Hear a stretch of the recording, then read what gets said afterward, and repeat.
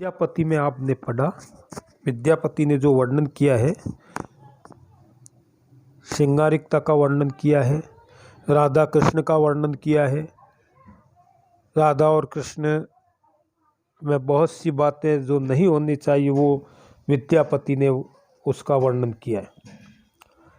अंत में जो आपके पद है, अंतिम पद है विद्यापति का, उसका वर्णन किया है। सजनी कानुक कब कब कहबी बुझाई, रोपी प्रेमक बीज अंकुर मूंडली, बाचाल कौन उपाई, तेल बिंदु जैसे पानी पसारिए, ऐसन मोर अनुराग, सिकता जल जैसे छनही सूखई, तैसन मोर सुहाग, कुल कामनी छलो कुलटा, छल घैलो तिनकर वचन लो भाई, और अपने कर हम मूड मुंडाए, मुंडायल कानू से प्रेम बढ़ाई, चोर रमनी जनि मन मन रोई रोई, अंबर बदन छिपाई, दीपक लोभ सलभ जनि घायल, से फल बुझई चाई, बनही विद्यापति कलजुग रिक्त, चिंता करई न कोई, अपन कर्म दोष आपई भुंजई, जे जन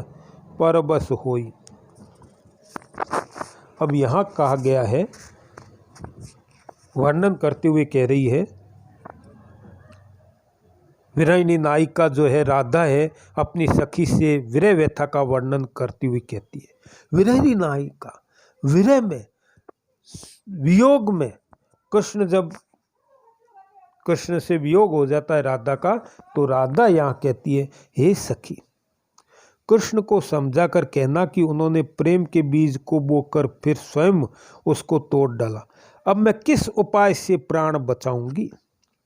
सजनी कानुक, देखो कानुक शब्द लाए, कानुक, कानूड़ो, कन्हैया, कृष्ण पर्यायवाची। कहिबे कहना, कहिबे बुझाई, बुझा करके, समझा करके, बुझाई मतलब समझा करके, शाब्दिक अर्थ भी आप ध्यान रखें कठिन शब्दों का भी, कि उनको बुझा करके अर्थात समझा करके कहना, हे सखी, कानुक, कानुक मतलब कन्हैया को, कृष्ण को समझा करके कहना कि किस उपाय से मैं प्राण को रोकूं, प्राण मेरे कैसे रहेंगे, प्राण को कैसे बचाऊं। रोपी प्रेमक बीजो अंकुर मूंडली, वाचन कौन उपाय, किस उपाय से मैं प्राणों को रोकूं। रोपी मतलब रोक कर, लगा करके रखूं। अब आगे वो कहती है, जिस प्रकार पानी में तेल की बूंद फैलती है, उसी प्रकार कृष्ण के प्रति मेरा प्रेम विस्तृत है। पानी में हम एक बूंद डालते हैं, वो एक बूंद चारों ओर फैल जाती है बहुत विस्तार से। मेरा प्रेम तो वैसा है कृष्ण के प्रति, अर्थात मेरा प्रेम बहुत विस्तार से, ये नहीं है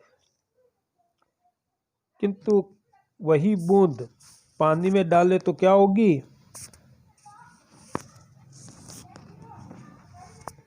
कि वही, किंतु उस क्षण मात्र बालू पर पानी की तरह सूक्ष्म होने वाला मेरा सौभाग्य कि मेरे साथ है।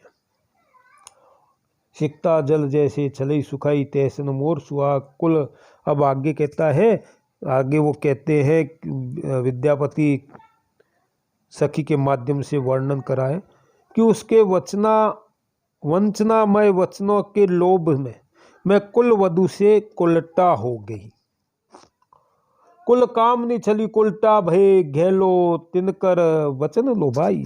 उनके वचनों में, मधुर वाणी में, उनके प्रेम भरे बोल में मैं क्या हो गई। देखो दो शब्द है, वंचनामय वचनों के लोभ में मैं कुल वधु से कुलटा हो गई। कुल वधु अच्छे घर की स्त्री, अच्छे घर की पत्नी, कुल वधु थी मैं और मैं कुलटा हो गई। यहाँ वधु तो बनी नहीं थी, अर्थात मैं अच्छे घर की बालिका थी और मैं कुलटा किसको कहते हैं, जो चरित्रहीन होती है। ये शब्द विद्यापति ने गलत किया है कि मैं कुलटा हो गई। मैं कुलटा हो गई अर्थात मुझ पर आरोप लगने लग गए कि मैं उल्टा हो गई, मतलब व्यभिचारिणी, व्यभिचारिणी उल्टा व्यभिचारिणी जो होती है, चरित्रहीन होती है, उसको कहते हैं। यहाँ ये गलत किया है वर्णन। विद्यापति है, श्रृंगार के कवि है, कर सकते हैं। अब वो कहते हैं आगे कि मैं तो बदनाम हो गई, कृष्ण से प्रेम बढ़ाकर अपने हाथों से मैंने अपना सिर मूंड लिया। मैं अपने ही बदनाम हो गई। अपने कर कहते हैं हाथ को, कर हम मूंड मुंडाएल, कानू पे प्रेम बढ़ाई, कानू से प्रेम बढ़ाई, कानू मतलब कृष्ण, कन्हैया से प्रेम बढ़ा करके मानो मैंने अपने हाथों से ही अपना सिर मुंडा लिया। मूंड मुंडाना, मूंड मुंडाना कहते हैं टोपी पहनाना, मूंड मुंडाना, बहुत सी बातें आई। अपने हाथों से ही मैंने सिर को मुंड लिया, अर्थात मैं स्वयं ही बदनाम हो गई, कृष्ण से प्रेम कर बैठी। मैं अपनी विरह व्यथा को किसी से कह भी तो नहीं सकती, क्योंकि मेरी दशा चोर की उस स्त्री के समान है जो वस्त्रों में मुंह छिपाकर चुपचाप रोती है। चोर की स्त्री, देखो बहुत बड़ा क्या है। चोर रमनी जनि मन मन रोवई, अंबर बदन छिपाई, अंबर कहते हैं वस्त्र को, बदन बदन कहते हैं मुंह को, अंबर बदन छिपाई। चोर रमनी, चोर की स्त्री, या पर किया, पर नारी, पराई स्त्री। चोरी उल्टा जब ले आया ये जब, तो क्या है वो है। और अंबर, अंबर का वैसे आकाश होता है, लेकिन वस्त्र, यहाँ वस्त्र आएगा, आकाश मत लिख देना। पर्यायवाची अंबर का आकाश भी है, लेकिन यहाँ वस्त्र है। बदन मत, मुंह को छिपा करके रोती है, चोर की, अर्थात उल्टा स्त्री कोई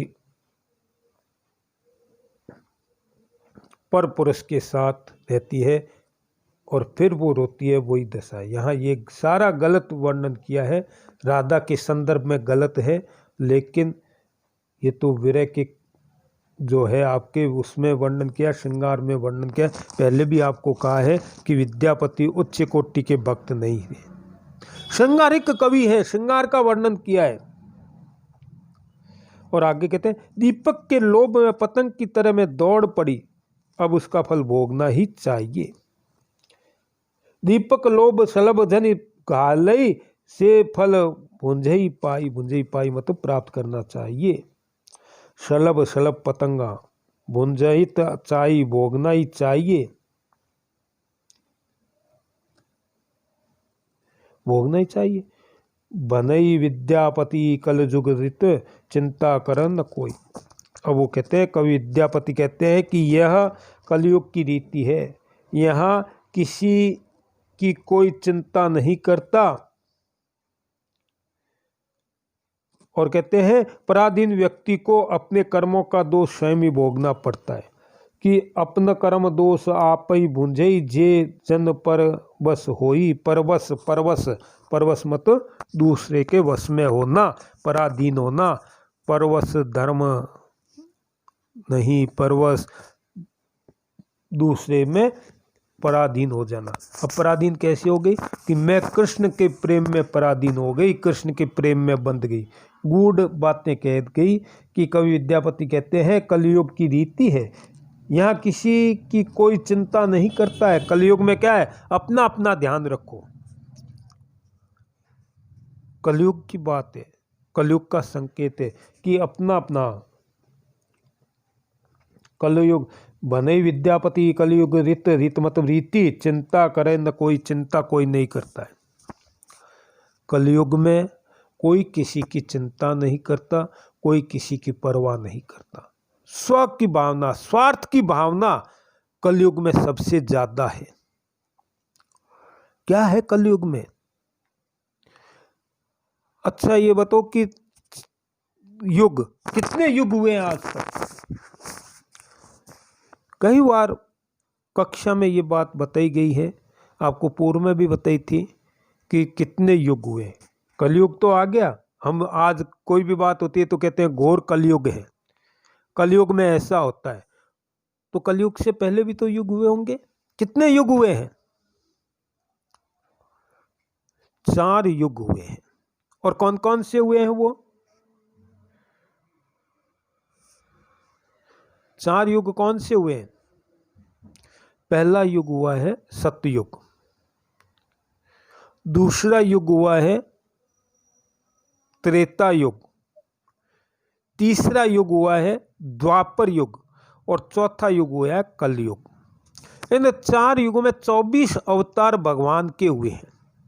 भगवान विष्णु के 24 अवतार हुए हैं, उसका वर्णन किया गया है।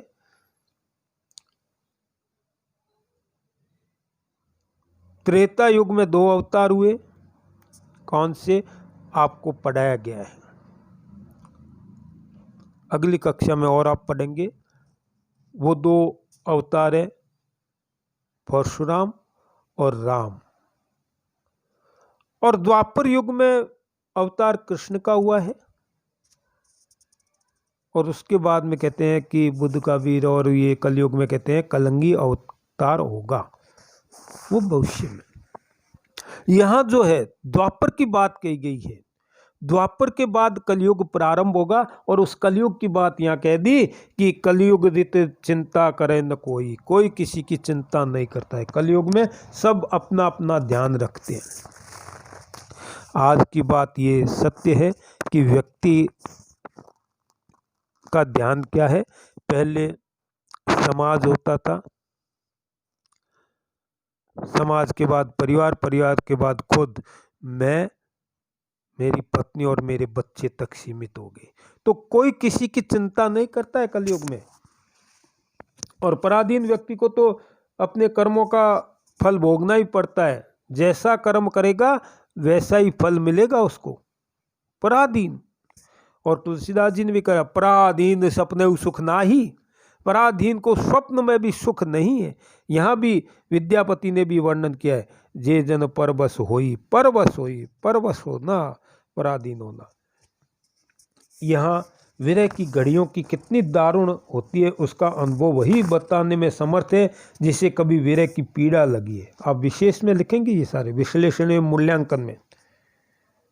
सजनी कानुक कबई बुझाई में जिस दर्द का आभास है, निश्चय ही यदि उसका शतांश भी कन्हैया कृष्ण को अनुभव कर पाते तो गोकुल छोड़ करके उन्हें अन्यत्र जाने का साहस नहीं होता।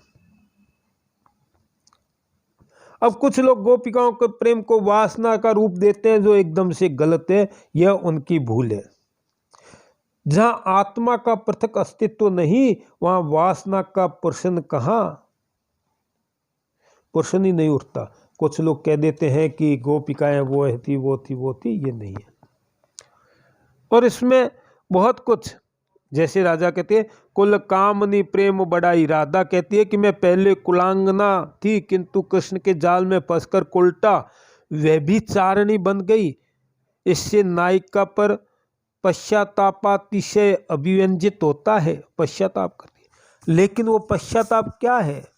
कृष्ण की भक्ति का है। अगर हम कृष्ण की भक्ति में व्यभिचार भी हो जाए, कृष्ण की भक्ति में कृष्ण को अपने आप को समर्पित कर दें और उल्टा कहलाए तो कोई दोष नहीं है। जैसे तुलसीदास जी ने भी कहा है कि मैं तो राम का सेवक हूँ, राम का गुलाम बनना पसंद करता हूँ। आपको कह दे कि क्या दासी या गुलाम बनना चाहोगे, तो आप कहेंगे नहीं। कोई व्यक्ति किसी का गुलाम बनना चाहेगा?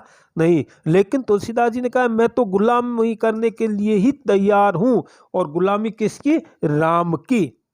राम की गुलामी करने के लिए भी तैयार हूँ। यहाँ भी यही वर्णन किया गया है कि अगर मैं कृष्ण की भक्ति में, कृष्ण की कृपा से मैं उल्टा हो जाऊं, व्यभिचारिणी हो जाऊं, तो भी मुझे कोई दोष नहीं। जैसे मीरा ने वर्णन किया है ना, क्या कहती है मीरा?